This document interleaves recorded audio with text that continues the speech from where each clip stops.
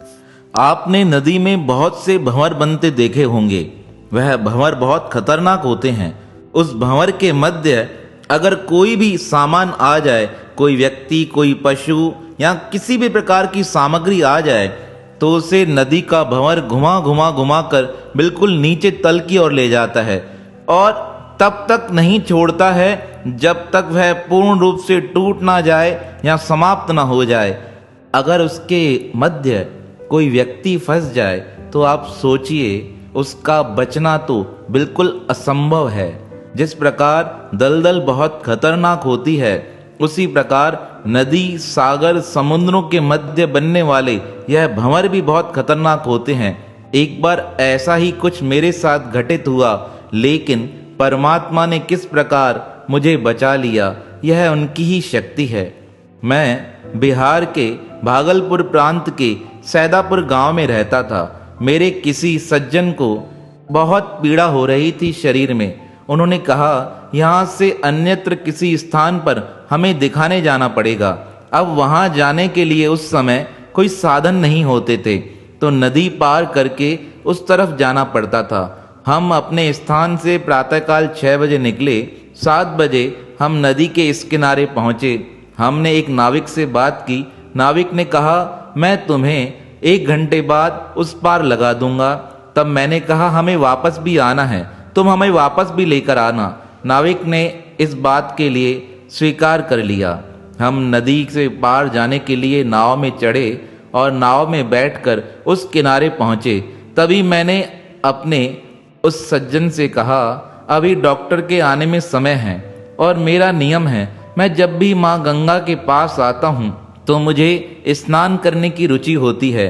अगर तुम्हारी आज्ञा हो तो मैं यहाँ थोड़ी देर स्नान कर लूँ, उसके बाद हम डॉक्टर के पास चलते हैं। उन्होंने स्वीकृति दे दी। मैंने अपना अंगोछा बांधा और जिस प्रकार माँ गंगा को प्रणाम किया जाता है, प्रणाम किया। और माँ गंगा की मिट्टी तो बड़ी पावन होती है। मैंने सारे शरीर पे माँ गंगा की मिट्टी लगा दी और माता से कहने लगा, माँ मैं बालक हूँ तुम्हारा, बहुत समय बाद ऐसा अवसर मिला है, निर्मल जल है और मुझे स्नान का अवसर प्राप्त हो रहा है। इस प्रकार मैंने कहकर माँ गंगा के पावन जल में डुबकी लगा दी। जैसे ही डुबकी लगाई तो मेरे चरणों तक जल आ रहा था। मैंने सोचा अभी और आगे जाता हूँ। जैसे ही आगे जाने का प्रयास किया तो मेरे घुटनों तक जल आया। वहाँ भी डुबकी सही नहीं लग रही थी। तब मैंने सोचा अब स्नान तो करना ही है, अच्छे ढंग से ही करता हूँ। मैंने दूर बैठे अपने सज्जन को इशारा करते हुए कहा, मैं थोड़ा आगे जाकर डुबकी लगा कर आता हूँ। और मैं थोड़ा और आगे गया तो मेरे कमर तक जल आ गया। मैंने सोचा यहीं स्नान कर लेता हूँ। वहीं स्नान कर रहा था, तभी मैंने वहाँ देखा कुछ बालक थोड़ा दूर जाकर स्नान कर रहे हैं। मैंने भी इसी उत्कंठा से 1-2 कदम आगे बढ़ाए, लेकिन जैसे ही मैंने 1 कदम और आगे बढ़ाया, उसी समय मेरे साथ जो हुआ उसका ही विवरण मैं आपको बताने जा रहा हूँ।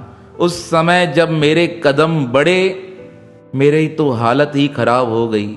बड़े जोर से वेग से वहाँ जल चल रहा था। मैंने जैसे ही कदम बढ़ाया, वहाँ पर मिट्टी नहीं थी, वहाँ पे 20 फुट नीचे खड्डा था और मैं अंदर ही जाता रहा क्योंकि मुझे तैरना नहीं आता था। अब वहाँ गिरने के कारण मैंने थोड़े बहुत हाथ चलाए पर किसी का ध्यान नहीं गया। पानी मुझे और आगे लेकर गया। जहाँ वह पानी मुझे लेकर गया वहीं भंवर आ गया। अब तो मैं बड़े जोर से वेग के साथ उस भंवर में घूमने लगा। मैंने कहा, बचाओ बचाओ बचाओ, पर किसी को मेरी आवाज नहीं जा रही थी। तभी भंवर ने मुझे बाहर फेंका। मैं थोड़ा बाहर निकला और मैंने अपने उस सज्जन की तरफ इशारा करते कहा, बचाओ। तभी उसने मेरे हाथ की ओर देखा।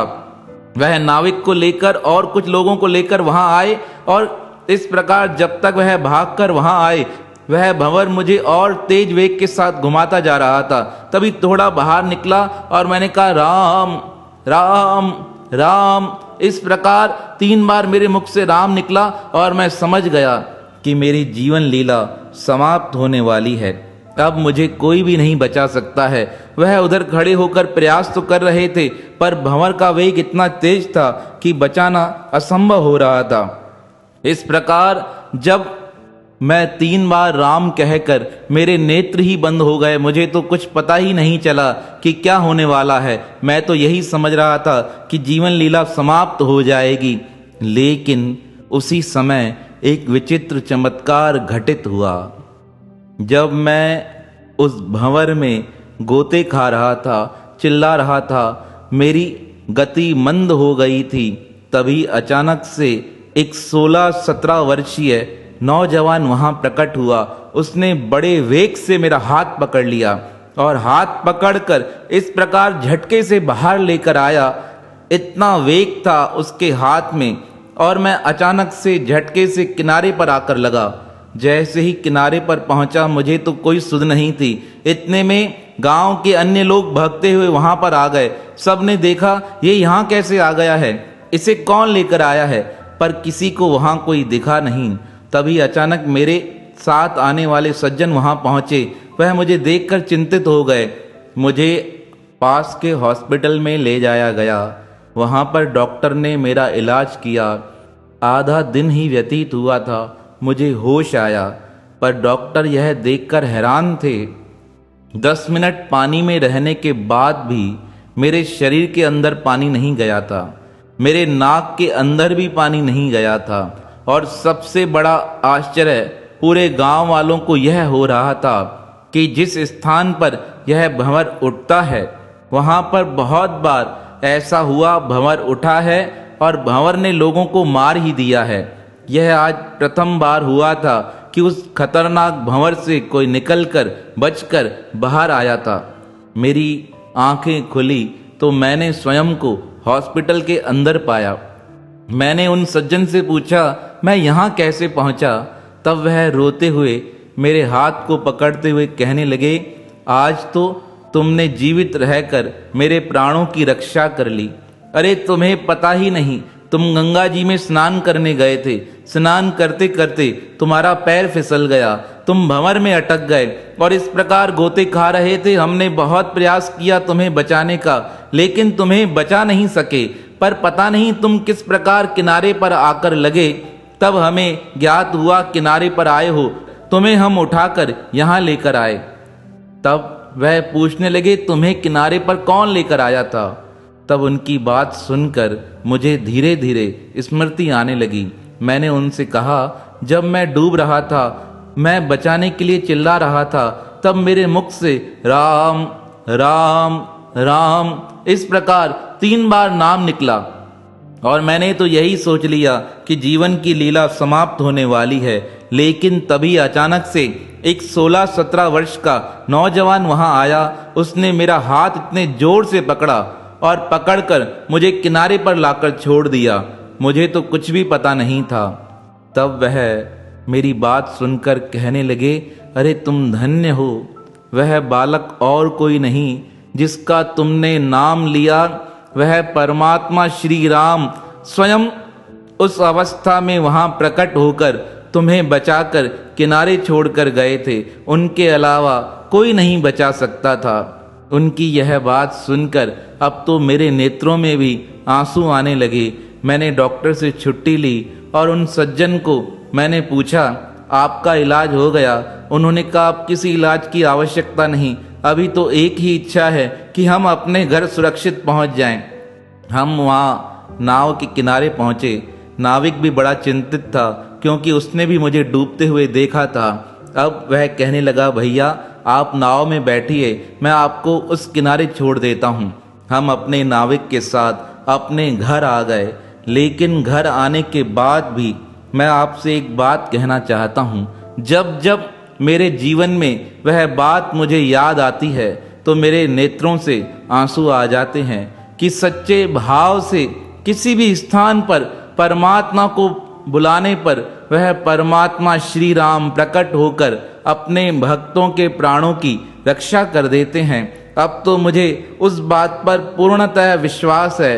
किस प्रकार एक हाथी ने पुष्प लेकर श्री हरि को पुकारा था, और परमात्मा ने स्वयं प्रकट होकर उसके दुखों को समाप्त कर दिया था। आज यही घटना मेरे साथ घटित हुई, तो परमात्मा के चरणों में रहने पर सदैव जीव का कल्याण हो जाता है। यह मेरे जीवन का सत्य प्रसंग था। मैंने यही सोचा कि आपके जीवन में परमात्मा के प्रति विश्वास बढ़ सके, इसी उत्कंठा के साथ मैंने इस प्रसंग को आप तक पहुंचाने का प्रयास किया है। वह परमात्मा अनंत शक्ति के मालिक हैं, सर्व स्थानों पर अपने भक्तों के प्राणों की रक्षा करने वाले हैं।